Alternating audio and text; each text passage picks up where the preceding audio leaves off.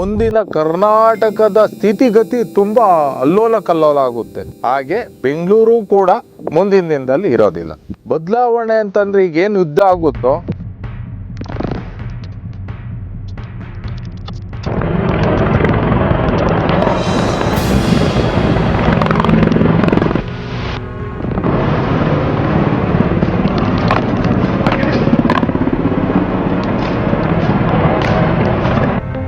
ಬೆಂಗಳೂರು ಏನು ಯಾವುದೇ ರೀತಿ ತೊಂದರೆ ಇಲ್ಲ ಅಂತಾರೋ ಅದೇ ಬೆಂಗಳೂರಿಗೆ ಖಂಡಿತ ಒಂದು ಪಾಪ ಅದು ಯು ಬಿ ಸಿಟಿ ಮೇಲೆ ಬೀಳುತ್ತೆ.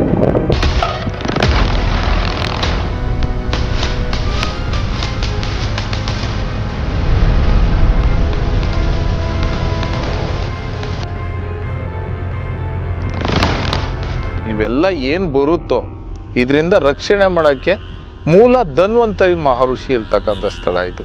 ಇದು ಯಾರಿಗೂ ಗೊತ್ತಿಲ್ಲ. ಸಿದ್ದಪ್ಪಾಜಿ ಒಬ್ಬರೇ.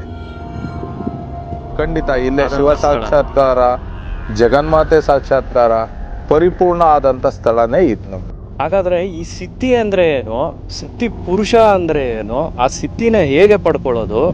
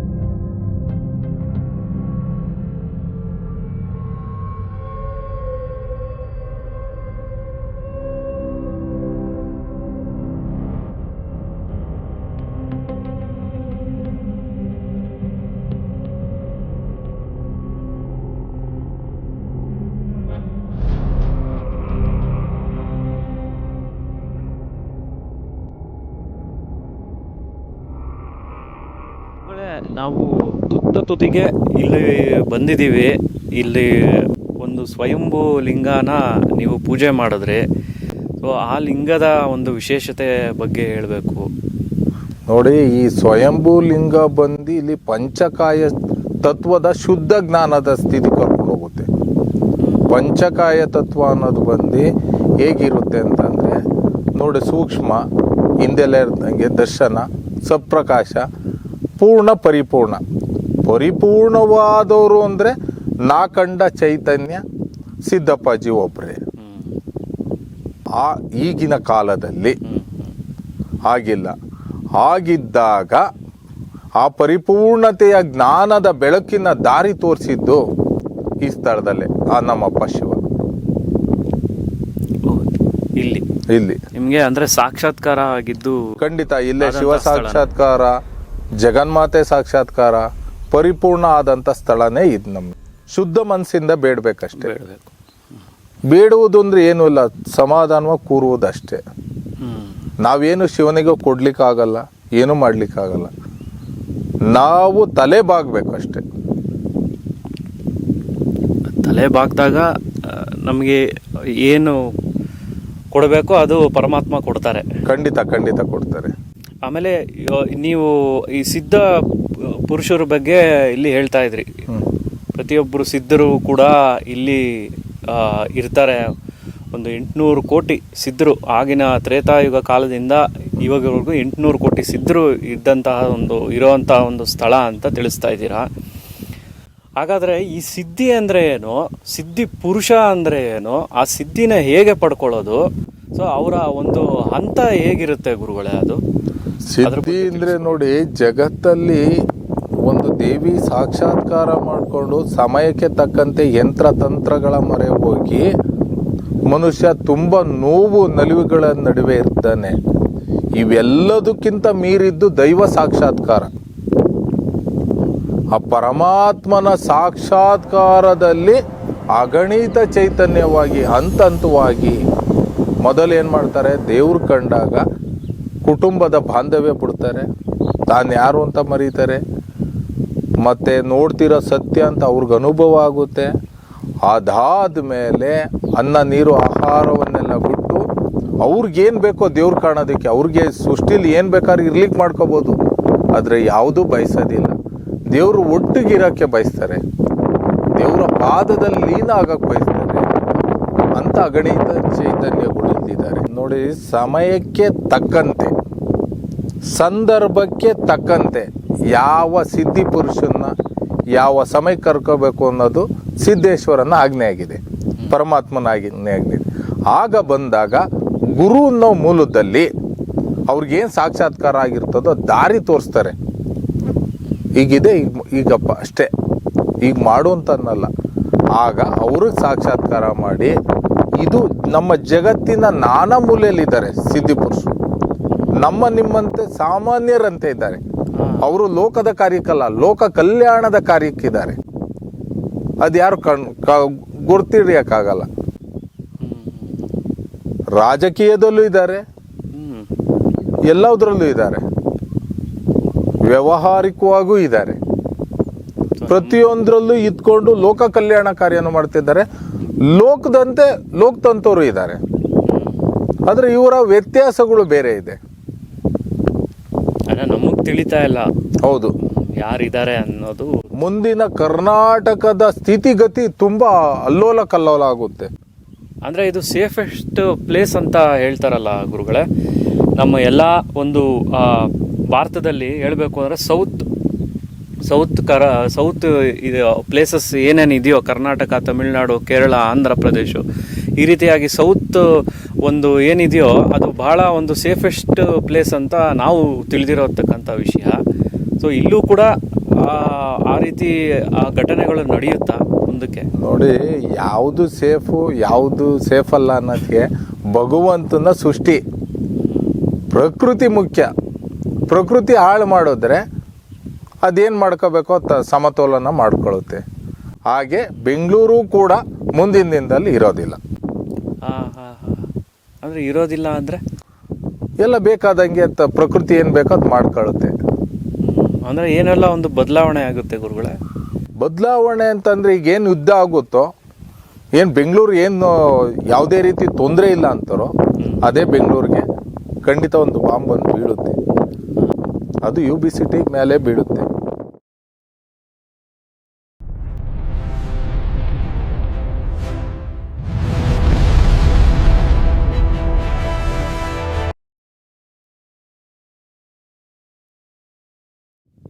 ಅಂದರೆ ಯುದ್ಧ ಭೀತಿ ಇಲ್ಲಿ ಕಾಡುತ್ತೆ.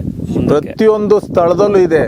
ಯಾರು ದೇವ್ರನ್ನ, ಯಾರು ಸಿದ್ಧಿ ಪುರುಷರು ದೇವ್ರನ್ನ ಒಂದು ದೇವ್ರು ಹೇಳ್ದಂಗೆ ದೇವ್ರ ದಾರಿಯಲ್ಲಿ ನಡ್ಕೊಂಡು ತಲೆಬಾಗಿರ್ತಾರೋ, ದೇವ್ರು ತಲೆ ಬಾಗಿಸಿರ್ತಾರೆ ಅಂಥ ಮಕ್ಕಳು, ದೇವ್ರೂರು ಮಣ್ಣಂತ ತುಣಿದಂಥ ಮಕ್ಕಳನ್ನ ಆ ದೇವರೇ ಸ್ವತಃ ರಕ್ಷಣೆ ಮಾಡ್ತಾರೆ.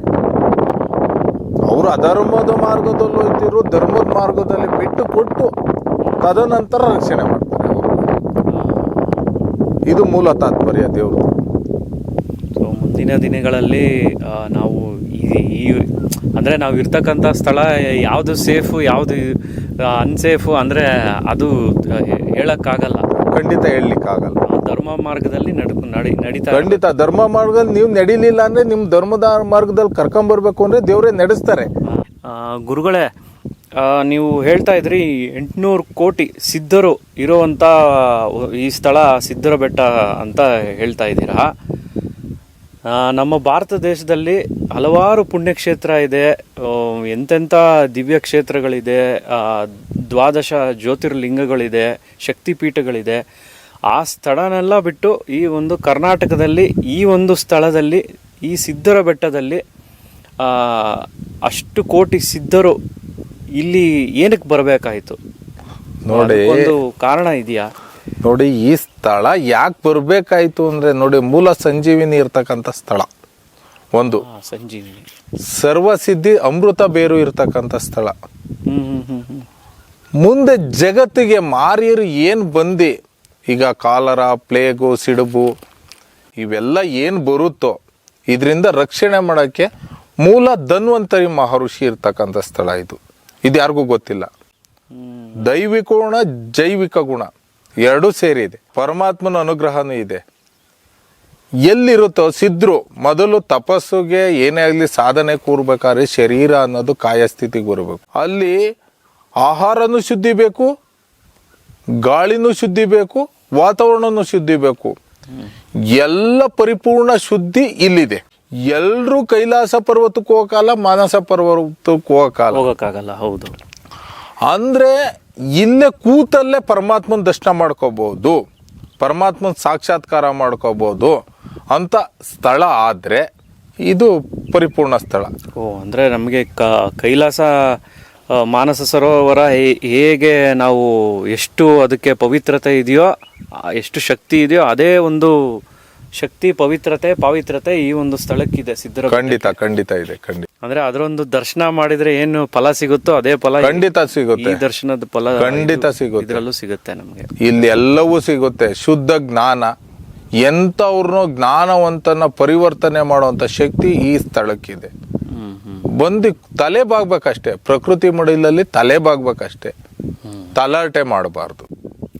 ದೈವಕ್ಕೆ ತಲೆ ಬಾಗಿದ್ರೆ ಖಂಡಿತ ಆ ಸಿದ್ದಪ್ಪನ ಅನುಗ್ರಹ ಆಗುತ್ತೆ, ಆ ಪರಮಶಿವಂದು ಪಾರ್ವತಿ ದೇವಿದ ಅನುಗ್ರಹ ಆಗುತ್ತೆ. ಜ್ಞಾನಕ್ಕೆ ಗಣೇಶ ಪರಿಪೂರ್ಣವಾಗಿ ಸ್ಥಿತಿಲಿದ್ದಾರೆ, ಸಿದ್ಧಿಯಾಗಿ ಜಗನ್ಮಾತೆನೂ ಇದ್ದಾರೆ, ಇಲ್ಲಿದ್ದಾರೆ. ಆಮೇಲೆ ಇವಾಗ ಇದು ಮೂಲ ಸಿದ್ದೇಶ್ವರ ಸ್ವಾಮಿಗಳು ಇದಕ್ಕೆಲ್ಲ ಮೂಲ ಕಾರಣಕರ್ತರು ಅಂತ ಹೇಳ್ತಾ ಇದ್ದೀರಾ. ಅವ್ರ ಬಗ್ಗೆ ಏನಾನ ತಿಳಿಸ್ಕೊಡಕ್ಕಾಗುತ್ತಾ? ಅವರು ಹೇಗಿದ್ರು, ಅಂದ್ರೆ ಅವರ ಒಂದು ತಪಶಕ್ತಿ ಯಾವ ರೀತಿ ಇತ್ತು? ಅವರು ಸಿದ್ದೇಶ್ವರ ಬಂದು ಸಾಕ್ಷಾತ್ ಶಿವಸ್ವರೂಪಿ. ಶಿವಸ್ವರೂಪಿ ಅಂದಮೇಲೆ ಅವರು ಚೈತನ್ಯ, ಅಗಣಿತವಾದ ಚೈತನ್ಯ. ತನ್ನ ಮಕ್ಕಳಿಗೆ ಧರ್ಮದ ಮಾರ್ಗದ ಬೋಧನೆ ಮಾಡಿದ್ರು, ಧರ್ಮನ ಬಯಸ್ ಬಂದವ್ರಿಗೆ, ತಲೆ ಬಾಗ್ದವ್ರಿಗೆ ಜ್ಞಾನದ ಬೋಧನೆ ಮಾಡಿದ್ರು, ಸಿದ್ಧಿಯ ಬೋಧನೆ ಮಾಡಿದ್ರು. ಜ್ಞಾನ ಆದ್ಮೇಲೆ ಸಿದ್ಧಿನ ಅನುಗ್ರಹಿಸುವಂತ ಅವರು ಅನುಭವ ಬರಬೇಕು, ಅದನ್ನ ಕೊಟ್ಟಿದ್ದಾರೆ. ಲೋಕದಲ್ಲಿ ನಾನಾ ಐಭೋಗ ಇದ್ರು, ಇದ್ರ ಮುಂದೆ ಅದೇನು ಇಲ್ಲ ಅನ್ನೋ ತಾತ್ಪರ್ಯ ತೋರಿಸಿದ್ದಾರೆ.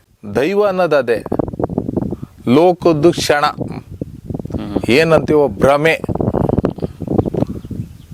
ಲೋಕದಲ್ಲಿ ಈಗೇನು ನಡೀತಾ ಇತ್ತು, ಚಿನ್ನ ಮತ್ತೆ ಒಂದು ಪೆಟ್ರೋಲ್ ಆಯಿಲ್ ಇದೆಯಲ್ಲ, ಅದೆರಡು ನಿಂತು ಬಿಟ್ರೆ ಇನ್ಯಾವುದೂ ನಡೆಯಲ್ಲಪ್ಪ, ನಿಮ್ಮ ಭ್ರಮೆ ನಡೆಯಲ್ಲ ಇನ್ನ. ಅವಾಗ ಅನ್ನದ ಬೆಲೆ ಜಾಸ್ತಿ ಆಗೋದು. ಚಿನ್ನ ಮತ್ತೆ ಪೆಟ್ರೋಲ್ ಬಿದ್ದಾಗ ಹೌದು ಅನ್ನದ ಬೆಲೆ ಗೊತ್ತಾಗತ್ತೆ. ಹೌದು, ಖಂಡಿತ. ಚಿನ್ನ ಪೆಟ್ರೋಲ್ ಯಾರು ಮಡಿಕೊಂಡಿದ್ದಾರೆ, ತಾನು ಹೇಳಿದ್ದೇ ನಡಿಬೇಕು ಅನ್ನೋ ದುರಾಂಕಾರದ ಜ್ಞಾನದ ಪ್ರಪಂಚಗಳೇ ಮಡಿಕೊಂಡ್ರು. ಅವ್ರು ಹೇಳಿದ್ದೇ ಸರಿ. ಆದರೆ ಇಡೀ ಭೂಮಂಡಲದಲ್ಲಿ, ಭಾರತದಲ್ಲಿ ಎಲ್ಲವೂ ಇದೆ, ಆದರೆ ಯಾವತ್ತೂ ನಾನು ಮಾಡಿದೆ ಅಂತ ಅನ್ನಲಿಲ್ಲ, ಮೌನವಾಗಿದೆ. ಜಗತ್ತಿಗೆ ಸನಾತನ ಸತ್ಯದ ಮಾರ್ಗ, ಧರ್ಮದ ಮಾರ್ಗ, ನ್ಯಾಯದ ನೀತಿಯ ಮಾರ್ಗ ತೋರಿಸಿದ್ದು ಇದೇ ಭಾರತ ಭೂಮಿ. ಇಲ್ಲೇ ಎಲ್ಲ ಸಾಧು ಸತ್ಪುರುಷರು ಹುಟ್ಟಿದ್ದು, ಬೆಳೆದಿದ್ದು, ಎಲ್ಲ ಸಾಧನೆ ಮಾಡಿದ್ದು, ತೋರಿಸಿದ್ದು, ಸಾಕ್ಷಾತ್ಕಾರ ಮಾಡಿದ್ದು ಎಲ್ಲವೂ ಇದೆ. ಇಲ್ಲಿ ಬಿಟ್ಟು ಹೊರಗಡೆ ಹೋಗ್ತಾರೆ ನಮ್ಮ ಭಕ್ತರು. ಅಲ್ಲಿ ಏನ್ ಪಡಿತಾರೆ? ಆದ್ರೆ ನೆಮ್ಮದಿ ಇಲ್ಲ. ಏನ್ ಬೇಕೋ ಪಡ್ಕೊತಾರೆ, ನೆಮ್ಮದಿ ಇಲ್ಲ. ಯಾಕಪ್ಪ ಬೇಕು? ಮುಂದೆ ಅದು ಶಾಶ್ವತ ಅಲ್ಲ. ಇಡೀ ಜಗತ್ತೇ ವಿನಾಶ ಆದಾಗ ಇದೇ ಒಂದು ಮೈಸೂರು ಪ್ರಾಂತ್ಯ, ಹುಣಸೂರು ಪ್ರಾಂತ್ಯ ಏನಿದೆ ದೇವ್ರೂರ್ ಗಡಿ ಅಂತ ಮಾಡ್ಕೊಂಡಿದೆ, ಅದು ಜಗತ್ತಿನ ಮುಂದೆ ಅದನ್ನ ರಕ್ಷಣೆ ಮಾಡಿ ದೇವ್ರಗಿರಿ ಮಾಡಿ ದೇವ್ರು ತೋರ್ಸೋದಂತ ಸತ್ಯ. ಅದು ಕಾಣ್ತೀರಾ ನೀವೆಲ್ಲ. ಅದು ದೇವ್ರೂರ್ ಗಡಿಗೆ ಇದು ಕೂಡ ಒಳಪಟ್ಟಿರುತ್ತೆ. ಆ ಕಾರಣದಿಂದ ಈ ದೈವಿಕ ಶಕ್ತಿ ಏನು ಇದೆಯೋ ಇದೆಲ್ಲವೂ ಸೇರ್ಕೊಳ್ಳುತ್ತೆ. ಇದು ಸಿದ್ಧಿದ್ವಾರ.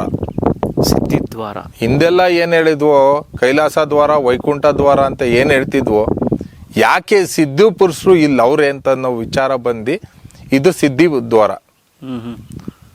ಇಲ್ಲಿ ಪರಿಪೂರ್ಣ ಒಬ್ಬ ಸಾಧಕ ದೈವದ ಮುಂದೆ ಪರಿಪೂರ್ಣ ಸಿದ್ಧಿ ಆಗ್ಬೇಕು ಅಂದ್ರೆ ಇಲ್ಲಿ ಬಂದು ಬೇಡದ್ರೇನೆ ಸಿದ್ಧಿ ಆಗುವಂತ. ಇಲ್ಲಿ ನಾನಾ ಸಿದ್ಧರಿಂದ ಬೋಧನೆಗಳು ನಡೀತವೆ, ಕಾರ್ಯಗಳು ನಡೀತವೆ. ಈಗೇನ್ ಬರ್ತಿದಿರೋ ಇನ್ ಮುಂದೆ ಈಗ ಬರ್ಲಿಕ್ಕೆ ಆಗಲ್ಲ, ಇಲ್ಲಿಗೂ ಬರ್ಲಿಕ್ಕೆ ಇಲ್ಲೂ ಬರ್ಲಿಕ್ಕೆ ಆಗಲ್ಲ. ಅಂದ್ರೆ ಅದು ಯಾಕೆ ಆಗ್ತಾ ಇರೋದು? ಮುಂದೆ ಜಗತ್ತಿಗೆ ತೋರಿಸ್ಬೇಕು. ಹಿಂದೆಲ್ಲ ಹೇಗೆ ಋಷಿ ಮುನಿಗಳು ಏನ್ ಬೇಡ್ತಿದ್ರು, ಸತ್ಯ ಜ್ಞಾನ ಅರಿವಾಗ್ಬೇಕು. ಯಾರೋ ಒಂದು ಅಧಿಕಾರದಲ್ಲಿದ್ದೀವಿ ಅಂದ್ರೆ, ನಾನು ಯಾವುದೋ ಟೈಮ್ ಬರ್ತೀವಿ ಅಂದ್ರೆ ಅಲ್ಲಿ ತುಂಬಾ ಕಟುನಿಟ್ಟಿನಿಂದ ಒಬ್ಬ ಬ್ರಾಹ್ಮಣ ಆಗಲಿ ಒಬ್ಬ ಭಕ್ತನಾಗಿ ಬೇಡ್ತಿದ್ರು, ಅವ್ರಿಗೆ ದರ್ಶನ ಕೊಡಲ್ಲ. ಇವತ್ತು ಯಾರೋ ಬರ್ತಾರೆ ಅಂದ್ರೆ ಅವ್ರಿಗೆ VIP ಅಂತ ಮಾಡ್ತಾರೆ. ದೇವರನ್ನು ಹಣದಲ್ಲೇ ಅಳಿತಾ ಇದ್ದಾರೆ. ಅದು ನಿಲ್ಲಬೇಕು, ಪರಿಪೂರ್ಣ ಅದಾಗುತ್ತೆ. ಮುಂದಿನ ದಿನಗಳಲ್ಲಿ ಎಲ್ಲ ನಿಂತೋಗುತ್ತೆ ಇವೆಲ್ಲ. ಖಂಡಿತ ಮುಂದಿನ ದಿನ ಅಲ್ಲ, ಆದಷ್ಟು ಬೇಗ ನಿಲ್ಲುತ್ತೆ. ಮುಂದಿನ ದಿನ ಏನಿಲ್ಲ. ಮನುಷ್ಯರ ಕತೆ ಏನು? ಮನುಷ್ಯರ ಕತೆ ಎಲ್ಲ ಜ್ಞಾನದ ಅರಿವು ಮಾಡ್ಕೋಬೇಕು.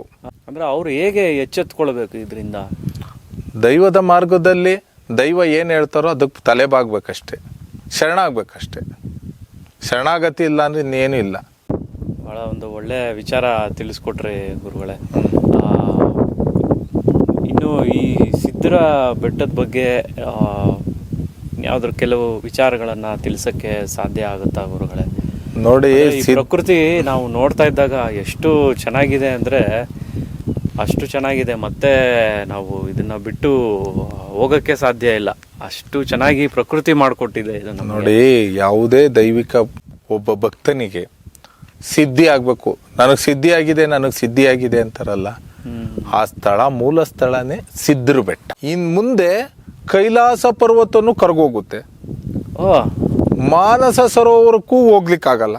ದೇಶ ಬಿಟ್ಟೆ ನೀವು ಬೇರೆ ದೇಶಕ್ಕೆ ಹೋಗಕ್ಕಲ್ಲ, ಇನ್ನ ರಾಜ್ಯ ಬಿಟ್ಟು ಹೋಗಕ್ಕಲ್ಲ, ಊರ್ ಬಿಟ್ಟು ಹೋಗಕ್ಕಲ್ಲ. ಅಂತ ಪರಿಸ್ಥಿತಿಯಲ್ಲಿ ಇದ್ದಲ್ಲೇ ಕೈಲಾಸ ಕಾಣುವಂತ ಏನ್ ಹೇಳಿದಾರೋ, ತುಂಬಾ ಮಹನೀಯರು ಹೇಳಿದಾರೋ, ಆ ರೀತಿ ಇದ್ದಲ್ಲೇ ಸಾಧನೆ ಮಾಡಬೇಕು ಅಂದ್ರೆ, ಇದ್ದಲ್ಲೇ ದೇವ್ರ ಸಾಕ್ಷಾತ್ಕಾರ ಮಾಡ್ಕೋಬೇಕು ಅಂದ್ರೆ ಇದು ಸಿದ್ಧಿಯ ಜ್ಞಾನ ಕೇಂದ್ರ ಅಪ್ಪ. ಒಂದೇ ಅರ್ಥ, ಸಿದ್ಧಿಯ ಜ್ಞಾನ ಕೇಂದ್ರ ಇದು. ಎಲ್ಲರೂ ಬಂದು ಈ ಒಂದು ಸ್ಥಳನ ವೀಕ್ಷಣೆ ಮಾಡ್ಲೇಬೇಕು, ಈ ಪ್ರಕೃತಿನ ಅನುಭವಿಸ್ಬೇಕು. ಅಲ್ಲ, ಬಂದೋ ಓದೋ ನೋಡ್ದೋ ಅನ್ನೋದಲ್ಲ, ಆ ಒಂದು ಪ್ರಕೃತಿ ಮಡಿಲಲ್ಲಿ ಅವ್ರು ಮರ್ತಿ ದೈವ ಜ್ಞಾನ ಪಡ್ಕೋಬೇಕು. ವೀಕ್ಷಣೆ ಮಾಡ್ದೋ ಬಂದೋ ನೋಡ್ದೋ ದರ್ಶನ ಮಾಡ್ದೋ ಅದ್ರಲ್ಲಿ ಏನು ಪ್ರಯೋಜನ ಇಲ್ಲಪ್ಪ. ನಾವು ತಂದೆ ತಾಯಿ ಮಕ್ಕಳು ಅಂತಂದ್ರೆ ತಂದೆ ತಾಯಿ ಒಂದು ಕಷ್ಟಕ್ಕೆ ಹೆಗ್ಲು ಕೊಡಬೇಕು. ತಂದೆ ತಾಯಿ ಬದುಕಿದ್ದಾಗ ನಾವು ಪಿತೃಕರ್ಮ ಮಾಡಬಾರದು, ತಂದೆ ತಾಯಿ ಬಿಟ್ಟು. ಇದು ತಾತ್ಪರ್ಯ. ಗುರು ಏನು ಒಂದು ಸಿದ್ಧಿ ಸ್ಥಳಕ್ಕೆ, ಒಂದು ದೈವಿಕ ಸ್ಥಳಕ್ಕೆ ಬಂದಾಗ ಅದರ ತಾತ್ಪರ್ಯಕ್ಕೆ ನಾವು ತಲೆಬಾಗ್ಬೇಕು. ಇದು ಮೂಲ ಅರ್ಥ. ಇದು ಪ್ರತಿಯೊಬ್ಬರು ಒಂದು ವಿಶೇಷವಾಗಿ ಇದೊಂದು ಮಾಹಿತಿ ಕೊಡ್ತಾ ಇದ್ದೀರಾ. ಈ ಪಿತೃಕರ್ಮನ ನಾವು ತಂದೆ ತಾಯಿ ಇದ್ಕೊಂಡು ಮಾಡಬಾರದು. ಹೌದು. ಸೊ ಕೆಲವೊಂದು ಉದಾಹರಣೆ ಹೇಳ್ಬೇಕಂದ್ರೆ, ಇವಾಗ ತಂದೆಯವರು ಇರೋದಿಲ್ಲ, ತಾಯಿಯವರು ಇರ್ತಾರೆ, ಅವಾಗ ನಾವು ಪಿತೃಕರ್ಮ ಮಾಡಲೇಬೇಕಾಗತ್ತೆ. ತಾಯಿ ಒಟ್ಟಿಗೆ ಮಾಡಿ, ತಾಯಿ ಒಟ್ಟಿಗೆ ನಾವು ಮಾಡಬೇಕು. ಹೌದು, ತಾಯಿ ಒಟ್ಟಿಗೆ ಮಾಡಿ, ಮತ್ತೆ ಬಿಟ್ಟು ಮಾಡಬಾರ್ದು. ಹೌದು. ಇಡೀ ಜಗತ್ತಿಗೆ ಇನ್ನೊಂದು ಸತ್ಯದ ವಿಚಾರ ಯಾರಿಗೂ ತಿಳಿದಿಲ್ಲ. ನೀವು ಮನೆಯಲ್ಲಿ, ಅಂಗಡಿಗೆ, ಹೋಟೆಲ್ಸ್ಗೆ, ನಿಮ್ಮ ವ್ಯಾವಹಾರಿಕ ಸ್ಥಳಕ್ಕೆಲ್ಲ ಕುಂಬಳಕಾಯಿ ಹೊಡಿತೀರಲ್ವೇನಪ್ಪ? ಹೌದು, ಹೊಡಿತಾರೆ. ಶುಕ್ರವಾರ ಆದ್ರೆ ಎಲ್ಲ ಹೊಡಿತೀರಲ್ವಪ್ಪ? ಪೂಜೆ ದಿವಸ ಏನ್ ಹೊಡಿತೀರಪ್ಪ? ಬೂದ್ ಗುಂಬಳಕಾಯಿ ಅಲ್ವೇನಪ್ಪ? ಹೌದು. ಬೂದ್ ಗುಂಬಳಕಾಯಿಲಿ ಆ ತೂತ್ ಮಾಡಿ ಅದ್ರೊಳಗೆ ಏನ್ ಹಾಕ್ತೀರಾ? ಕುಂಕುಮ ಹಾಕ್ತೀರಿ. ಕುಂಕುಮ ಹಾಕ್ತಿವಿ, ಅದ್ರೊಳಗೆ ಕಾಸು ಹಾಕ್ತೀರಿ. ಹಾಕ್ತಿವಿ. ಆಮೇಲೆ ಕರ್ಪೂರ ಹಚ್ಬಿಟ್ಟು ದೊಡ್ಡದಾಗ ಬೆಳೆದಿ ಹೊಡೆದ ತಕ್ಷಣ ಅದ್ರಲ್ಲಿ ಇರ್ತಕ್ಕಂಥ ಚಿಲ್ಲರೆ ಕಾಸಿಗೆ ನಾನಾ ಭಕ್ತರನ್ನ ಕಿತ್ತಾಡಕ್ ಬಿಡ್ತೀರಿ. ನೀವು ಒಂದೊಂದು ಶುದ್ಧ ಜ್ಞಾನದಲ್ಲಿ ಆಲೋಚನೆ ಮಾಡಿದ್ದೆ ಆದ್ರೆ ಕುಂಕುಮ ಅನ್ನೋದು ದೈವಿಕ ಶಕ್ತಿ ಇರೋದು. ನೀವು ಹೊಡಿತಿರೋ ದೃಷ್ಟಿ ದೈವಿಕ ಶಕ್ತಿನ ದೃಷ್ಟಿ ಒಳಕ್ ಹಾಕಿ ಹಣ ಅನ್ನೋ ಮೋಹನ ಮತ್ತೆ ದೃಷ್ಟಿ ಒಳಕ್ ಹಾಕಿ ಹೊಡೆದಾಗ ನಿಮ್ಮ ಮಾರ್ಮಿಕ ಸತ್ಯ ಎಲ್ಲಿ ಹೋಯ್ತು? ಮಾಡ್ತಾ ಇರೋದೇ ನಾವು ಅದೊಂದು ಅಲ್ಲ, ಪೂರ್ವಜರು ಅವ್ರು ಏನ್ ಹೇಳ್ಕೊಟ್ಟಿದಾರೋ ಗೊತ್ತಿಲ್ಲ, ಆದ್ರೆ ನಮಗೆ ದೈವದಿಂದ ವಿಚಾರ ಬಂದಿರೋದು ನಾವು ಹೇಳ್ತಾ ಇದೀವಿ. ನಮಗೆ ನೇರ ದೈವದಿಂದ ವಿಚಾರ ಕೊಟ್ಟಿರೋದು ಹೇಳ್ತಾ ಇದ್ದೀವಿ. ಈ ಕ್ಷಣದಾಗ ಹೇಳಲಿಕ್ಕೆ ಹೇಳ್ತಾ ಇದ್ದಾರೆ. ನಾವೀಗ ಈ ಒಂದು ಪಾಲನೆನ ನಾವು 4 ವರ್ಷದಿಂದನೂ ಇದೇ ಪಾಲನೆ ಮಾಡ್ಕೊಂಡ್ ಬಂದಿದೀವಿ. ಯಾಕೆಂದ್ರೆ ಒಂದ್ ಹೆಣ್ಣನ್ನ ಕೆಟ್ಟ ದೃಷ್ಟಿಯಲ್ಲಿ ನೋಡಬಾರ್ದು ಅನ್ನೋದಕ್ಕೆ ಕುಂಕುಮ ಇದೆ. ಹೌದು, ಹಣೆಯಲ್ಲಿ ಭ್ರೂಮಧ್ಯದಲ್ಲಿ ಇಟ್ಕೋತಾರೆ. ಹಾಗೆ ಅದೇ ಕುಂಕುಮನ ನೀವು ದೃಷ್ಟಿ ಒಳಕ್ ಹಾಕ್ತೀರಿ ಅಂದ್ರೆ ಯಾವ ರೀತಿ ಸತ್ಯದ ಜ್ಞಾನ ನಿಮ್ದು? ಅಂದ್ರೆ ಯಾಕೆ ಅದೊಂದು ತಪ್ಪಾಗಿ ನಾವೆಲ್ಲ ಒಂದು ಆ ನಿಯಮನೇ ನಾವು ಸರಿಯಾಗಿ ಅರ್ಥ ಮಾಡ್ತಾ ಇಲ್ಲ. ನೋಡಪ್ಪ, ಜಗತ್ತಲ್ಲಿ ನೀವು ಅಂದ್ಕೊಂಡಂತ ಯಾವುದೇ ಒಂದು ಪುರಾಣ ಆಗಲಿ ಇನ್ನೊಂದೇ ಆಗಲಿ ಅದ್ಯಾವುದೂ ಪರಿಪೂರ್ಣತೆ ಇಲ್ಲಿಲ್ಲ. ನೀವು ಮಾಡ್ತಕ್ಕಂಥ ಪೂಜೆಲಿ ಆಗ್ಬೋದು, ಅದೆಷ್ಟು ಸತ್ಯ ಇದೆ, ಎಷ್ಟು ಮಿಥ್ಯ ಇದೆ, ಎಷ್ಟು ಅವ್ರವ್ರು. ಈಗ ನಾವೊಂದು ವಿಚಾರ ಹೇಳ್ತಾ ಇದೀವಿ ಅಂದ್ರೆ ನಮ್ಮಿಂದ ನೀವು ಕೇಳಿದ್ದು ನಿಮ್ಗೆ ಎಷ್ಟು ಅರ್ಥ ಆಗುತ್ತೋ ಅದು ಇದ್ ಮಾಡ್ತೀರಿ. ಹೌದು, ಆ ಸಮಯಕ್ಕೆ ತಕ್ಕಂತೆ ಬೇರೆ ರೀತಿ ಅನುಗುಣನು ತಗೊಂಡ್ಬಿಡುತ್ತೆ. ಇದು ಆಗ್ತಕ್ಕಂಥ ವಿಚಾರಗಳು. ಇದರಲ್ಲಿ ಯಾರು ತಪ್ಪು ಅಂತ ಹೇಳ್ತೀಯಪ್ಪ? ಇನ್ನಾದರೂ ಇದನ್ನ ಕೇಳಿ ವೀಕ್ಷಕರು ಬದಲಾವಣೆ ಮಾಡ್ಕೋಬೇಕು. ಈ ಮೂಲಕ ವೀಕ್ಷಕರಲ್ಲಿ ಕೇಳ್ಕೊತಾ ಇದ್ದೀನಿ, ಗುರುಗಳು ತಿಳಿಸಿದಾಗೆ ಇನ್ಮೇಲೆ ನಾವು ದೃಷ್ಟಿಗೋಸ್ಕರ ಕೆಲವೊಂದು ಹಬ್ಬದ ದಿವಸ ಮೂಲವಾಗಿ ಆಯುಧ ಪೂಜೆ ದಿವಸ ನಾವು ಕುಂಬಳಕಾಯಿನ ಹೊಡಿತೀವಿ. ಸೊ ಹಾಗಾಗಿ ನಾವು ಮಾಡ್ತಾ ಇರೋ ನಿಯಮ ತಪ್ಪು. ಆದಷ್ಟು ಅದನ್ನು ಸರಿ ಮಾಡ್ಕೊಳ್ಳೋಕ್ಕೆ ನಾವು ಪ್ರಯತ್ನ ಮಾಡೋಣ. ಹೇಗೆ ಗುರುಗಳು ತಿಳಿಸ್ಕೊಟ್ಟಿದ್ದಾರೋ ಆ ರೀತಿಯಲ್ಲಿ. ಅಂದರೆ ಮಾಮೂಲಿ ಕುಂಬಳಕಾಯಿನ ಅದ್ರ ಮೇಲೆ ಕರ್ಪೂರ ಇಟ್ಟು ಹೊಡಿಬೋದಾ? ಹೌದು, ಖಂಡಿತ. ಅದು ಕುಂಬಳಕಾಯಿ ಅನ್ನೋದು ಏಂತಕ್ ಬತ್ತು ಅಂದ್ರೆ ಕೂಸ್ಮುಂಡ ಅನ್ನೋ ಒಂದು ರಾಕ್ಷಸನ ಸಂಹಾರಕ್ಕೆ. ರಾಕ್ಷಸನ್ನ ಸಂಹಾರ ಮಾಡಬೇಕು ಅಂದ್ರೆ ಅವ್ನ ರಕ್ತ ಬಿದ್ರೇನೆ ನಾನಾ ರಾಕ್ಷಸರು ಸೃಷ್ಟಿ ಆಯ್ತಾರೆ ಅಂತ ದೇವಿನೇ ಒಂದ್ ರಕ್ತನು ಭೂತಳಕ್ಕೆ ಬುಡದಲ್ಲ ಕೂಡ್ಕೊಂಡ್ರು ಅಂದ್ಮೇಲೆ ನೀವು ಅದ್ರೊಳಕ್ಕೆ ದೈವಿಕ ಆಗ್ತೀರಿ, ಮತ್ತೆ ಅದನ್ನೇ ಹೊಡಿತೀರಿ. ಯಾವ ರೀತಿ ಸಂಸ್ಕಾರ ನಿಮ್ದು? ಆದ್ರೆ ನಮ್ಮ ಇಂದ ಪೂರ್ವಜರು ಯಾರು ಏನ್ ಮಾಡಿದ್ರೆ ಏನ್ ನಡ್ಸ್ಕೊಂಬಂದ್ರೆ ಇದ್ರಲ್ಲಿ ಯಾರು ತಪ್ಪು ಯಾರು ಸರಿ ಅಂತ ನಾವ್ ಹೇಳ್ಲಿಕ್ಕೆ ಆಗಲ್ಲ. ಆದ್ರೆ ನಮಗೆ ದೈವ ನೇರವಾಗಿ ಹೇಳಿರೋ ವಿಚಾರ ನಾವ್ ಹೇಳ್ಬಲ್ಲೆ ಅಷ್ಟೇ.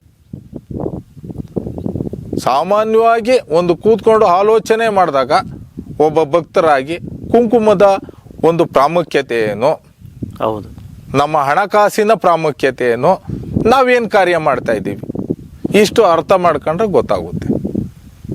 ಸೊ ಅದನ್ನ ಸರಿ ಮಾಡ್ಕೋಬೇಕು ನಾವು. ಅಲ್ಲ, ಮಾಡ್ಕೊಳೋದು ಅವ್ರಿಗೆ ಬಿಟ್ಟಿದ್ದು. ಮಾಡ್ಕೊಂಡ್ರೆ ಒಳ್ಳೆ ದೈವ ಹೇಳಿಸ್ತಾ ಇದೆ, ಹೇಳೋದು ಮಾತ್ರ ನಮ್ದು ಕರ್ತವ್ಯ ಅಷ್ಟೇ. ಸರಿ, ಒಳ್ಳೆ ವಿಚಾರ ಇದು. ಇಲ್ಲಿವರೆಗೂ ನಾವು ಈ ಥರ ಕೆಲವೊಂದು ನಮಗೆ ತಿಳಿದಿರ ನಾವು ಕೆಲವೊಂದು ತಪ್ಪುಗಳನ್ನ ನಾವು ಮಾಡ್ತಾ ಇರ್ತೀವಿ. ಸೊ ಅದನ್ನ ದೋಷ ಅಂತ ಹೇಳ್ತಾರೆ. ಸೊ ಅದು ದೋಷ ನಿಜವಾಗ್ಲೂ ಬರುತ್ತಾ ನಮಗೆ? ನೋಡಿ, ಶುದ್ಧ ಮನಸ್ಸಿಂದ ಗೊತ್ತಿಲ್ದಲೆ ಮಾಡ್ತಕ್ಕಂಥದ್ದು ಖಂಡಿತ ದೋಷ ಅಲ್ಲ, ಪಶ್ಚಾತ್ತಾಪ ಅಂತ ಹೇಳ್ಬೋದು. ನೋವು ಬಂದಾಗ ಪಶ್ಚಾತ್ತಾಪ ಪಟ್ಟಿ ಮತ್ತೆ ದುರಹಂಕಾರದಲ್ಲಿ ಏನು ಮಾಡಬಾರ್ದು, ನಾನು ಅಹಂಕಾರದಲ್ಲಿ ಏನು ಮಾಡಬಾರ್ದು. ಗೊತ್ತಿಲ್ದಲೆ ನಡೆದ್ರೆ ಅದೆಲ್ಲ ಏನು ತೊಂದರೆ ಇಲ್ಲ. ಸರಿ ಗುರುಗಳೇ, ಭಾಳ ಒಂದು ಒಳ್ಳೊಳ್ಳೆ ವಿಚಾರನ ತಿಳಿಸ್ಕೊಟ್ಟಿದ್ದೀರಾ. ಈ ಸಿದ್ಧರ ಒಂದು ಬೆಟ್ಟದ ಒಂದು ವಿಶೇಷತೆ ಬಗ್ಗೆ.